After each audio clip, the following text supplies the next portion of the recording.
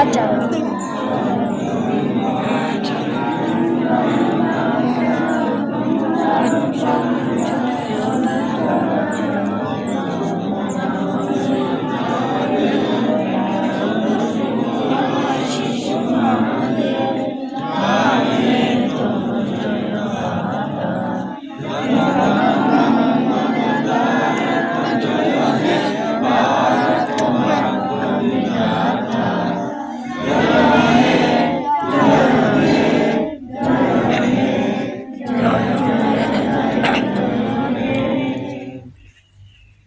আজকের এই 26 জানুয়ারি প্রজাতন্ত্র দিবস উপলক্ষে আমরা যে ফ্ল্যাগ হোস্টিং করলাম তার মধ্যে দিয়া আজকের ভারতবর্ষে আমরা যারা স্বাধীন ভারতবাসী, আমাদের লক্ষ্য এবং আমাদের উদ্দেশ্য, আমরা স্বাধীনতা দিবসের প্রাক্কালে ভারতবর্ষ যখন পরাধীন ছিল 1919 খ্রিস্টাব্দে মন্টেগু আইন যখন প্রচলিত ছিল তার মধ্যে দিয়া সারা ভারতবর্ষ তখন পালন করছি, তার সামান্য তাৎপর্য বলছি।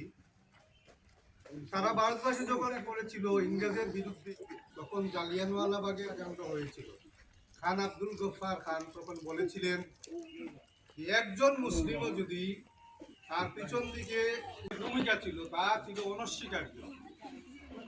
বিনিময়ে আমরা স্বাধীনতা পেয়েছি। 1927 খ্রিস্টাব্দে সাইমন কমিশন গঠিত হয় এই মন্টেগু আইনের বিরুদ্ধে।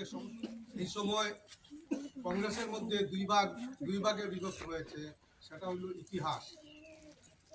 ডক্টর রাজেন্দ্র প্রসাদ সিং, রাজেন্দ্র বল্লভভাই প্যাটেলের নরমপন্থী দল এবং সুভাষচন্দ্র বসু, নেহেরু, তাদের ছিল চরমপন্থী মতবাদ। তখন বলেছিল ভারতবাসী নাকি একটা সংবিধান বানাতে পারবে না, তাই মতিলাল নেহেরু এবং সুভাষচন্দ্র বসুরা তখনকার সময়ে এসে মহাত্মা গান্ধীর সংবিধানের মতো একটা খসড়া তখনকার খ্রিস্টাব্দের 31শে ডিসেম্বর মধ্যরাত্রে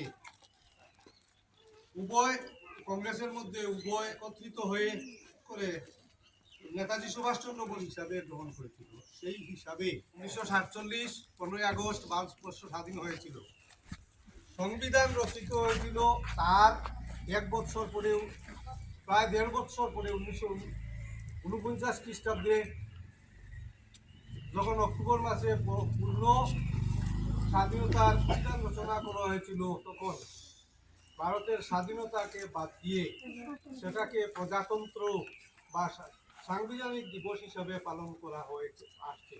আজকে প্রজাতন্ত্র দিবস উপলক্ষে আমি যেই বললাম সেটাই ভারতবর্ষের ইতিহাস এবং 26 জানুয়ারির ইতিহাস আমরা অনেকেই জানি না। 26শে জানুয়ারি প্রজাতন্ত্র দিবস প্রথমে ভারতবাসী, তারপর হিন্দু, মুসলিম, বৌদ্ধ, খ্রিস্টান, জৈন। আমাদের একতা বজায় রাখার জন্য সবাই সচেষ্ট হবে। এই কথাগুলি বলে সবাইকে শ্রেণী মোতাবেক সালাম জানিয়ে আমি আমার সংক্ষিপ্ত বক্তব্য এখানেই শেষ করছি। সবাইকে আসসালামু আলাইকুম ওয়া রাহমাতুল্লাহি ওয়া বারাকাতুহু।